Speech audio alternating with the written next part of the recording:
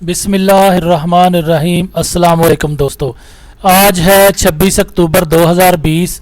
آج کی خاص خبریں۔ فرانس نے عرب ممالک سے فرانسیسی مصنوعات کا بائیکاٹ نہ کرنے کی اپیل کر دی۔ فرانس نے مشرق وسطیٰ کے ممالک سے فرانسیسی مصنوعات کا بائیکاٹ ختم کرنے کی اپیل کی ہے۔ فرانس کے صدر میکرون نے حالیہ دنوں میں پیغمبر اسلام کے خاکے شائع کرنے کا دفاع کرتے ہوئے کہا تھا کہ مذہب اسلام پوری دنیا میں بحران کا مذہب ہے، اور ان کی حکومت دسمبر میں مذہب اور ریاست کو الگ کرنے والے سن 1950 کے قوانین کو مزید مضبوط کرے گی۔ اسی تناظر میں دیے گئے صدر میکرون کے حالیہ بیانات کے بعد بہت سے مسلمان ممالک خاص کر مشرق وسطیٰ میں فرانسیسی مصنوعات کے بائیکاٹ کی مہم نے زور پکڑا ہے۔ فرانس کی وزارت خارجہ کا کہنا ہے کہ فرانس کی مصنوعات کے بائیکاٹ کے بے بنیاد اعلانات کو شدت پسند اقلیت کی جانب سے ہوا دی جا رہی ہے۔ آپ دیکھ رہے ہیں گولڈن نیوز چینل۔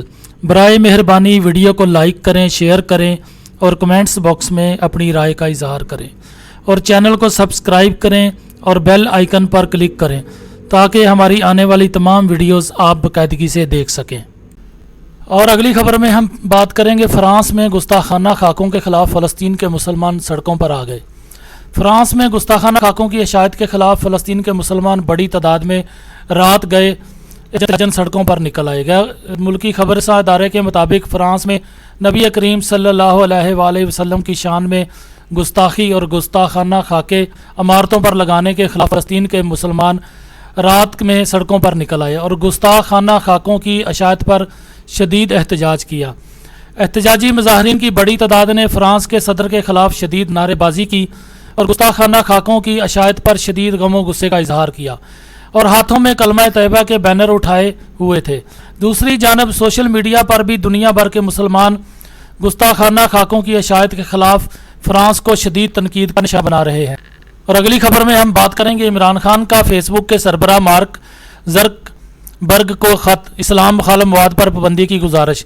وزیر اعظم پاکستان عمران خان نے اتوار کے روز فیس بک کے سربراہ مارک زکربرگ کو ایک خط میں گزارش کی ہے کہ وہ اپنے سوشل میڈیا پلیٹ فارم سے اسلام مخالف مواد ہٹائیں اور ایسا اسلاموفوبو مواد کو شائع کرنے پر پابندی عائد کریں۔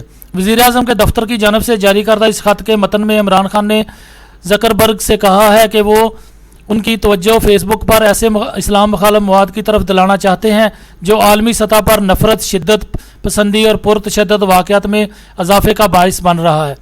عمران خان کا یہ خط ایک ایسے وقت میں آیا ہے کہ جب فرانس کے صدر میکرون مسلمانوں سے متعلق اپنے ایک بیان پر تنقید کی زد میں ہے۔ عمران خان کے مطابق میکرون نے اسلامی فوبیا کو فروغ دینے کا انتخاب کیا ہوا ہے۔ اور اگلی خبر میں ہم بات کریں گے ترکی سے۔ فرانس نے ترکی سے اپنا سفیر واپس بلا لیا۔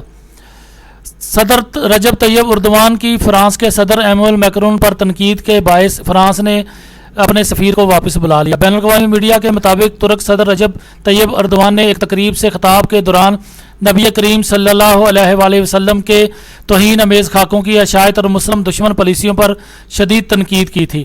طیب اردوان نے اپنی تقریر کے دوران فرانس کے صدر میکرون کو اسلاموفوبیا کی وجہ سے دماغی علاج کا مشورہ بھی دیا تھا۔ طیب اردوان نے تقریب سے خطاب کرتے ہوئے پیش گوئی کی ہے کہ متعصبانہ سوچ کی وجہ سے فرانسیسی صدر کو انتخابات میں شکست ہوگی اور 2022 کے بعد میکرون فرانس کے صدر نہیں ہوں گے۔ اگلی خبر میں ہم بات کریں گے سعودی عرب سے۔ سعودی عرب میں کرونا کیسز میں کمی، امریکہ میں اضافہ۔ سعودی عرب میں کرونا وائرس کے کیسز میں ریکارڈ کمی ہوئی ہے۔ سعودی وزارت صحت کے مطابق اتوار کو 24 گھنٹے کے دوران 332 نئے مریضوں کی تصدیق ہوئی ہے۔ اس طرح ملک میں متاثرین کی تعداد 3,44,875 ہو گئی ہے۔ 24 گھنٹے میں 335 افراد صحت یاب بھی ہوئے ہیں۔ اب 3,31,330 افراد شفا یاب ہو چکے۔ سعودی وزارت صحت کے ترجمان ڈاکٹر محمد عبدالعلی کا کہنا ہے کہ کرونا وائرس کے حوالے سے دوبارہ کرفیو لگانے کی کوئی تجویز غیر غور نہیں۔ علاوہ ازیں دنیا بھر میں کرونا وبا سے ہلاکتیں 11,54,770 ہو گئیں، جبکہ مصدقہ کیسز کی تعداد 4,29,25,517 ہے۔ امریکہ میں اتوار کو بھی کرونا کے 79,000 مریض سامنے آ گئے۔ غیر ملکی خبر رساں ادارے کے مطابق امریکہ میں کرونا وبا سے ہلاکتوں کی تعداد 2,30,000 ہو گئی۔ اور آخر میں ہم بات کریں گے دلچسپ اور عجیب و غریب کی۔ مصر میں ایک بکارن 30 لاکھ پاؤنڈز اور 5 عمارتوں کی مالک نکلی۔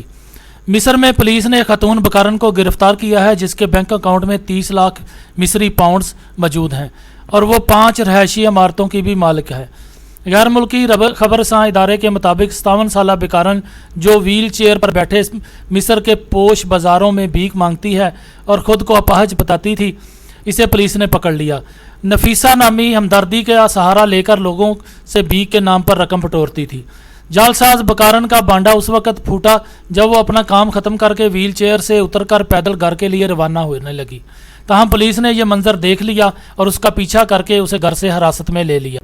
دوستو، آپ دیکھ رہے ہیں گولڈن نیوز چینل۔ برائے مہربانی ویڈیو کو لائک کریں، شیئر کریں اور کمنٹس باکس میں اپنی رائے کا اظہار کریں۔